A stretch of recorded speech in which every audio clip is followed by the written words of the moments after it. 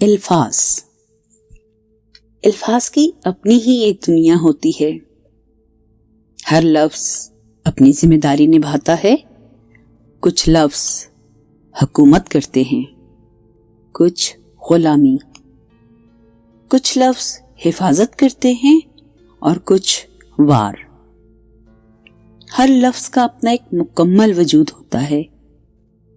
جب سے میں نے لفظوں کو پڑھنے کے ساتھ ساتھ سمجھنا شروع کیا تو سمجھ آیا لفظ صرف معنی نہیں رکھتے، یہ تو دانت رکھتے ہیں جو کاٹ لیتے ہیں، یہ ہاتھ رکھتے ہیں جو گریبان کو پھاڑ دیتے ہیں، یہ پاؤں رکھتے ہیں جو ٹھوکر لگا دیتے ہیں.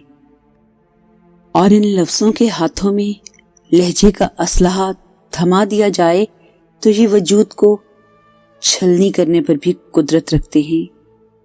اپنے لفظوں کے بارے میں محتاط ہو جاؤ.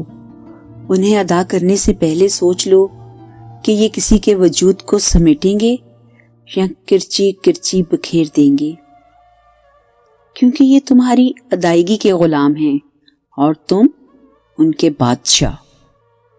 اور بادشاہ اپنی رعایا کا ذمہ دار ہوتا ہے اور اپنے سے بڑے بادشاہ کو جواب دے بھی.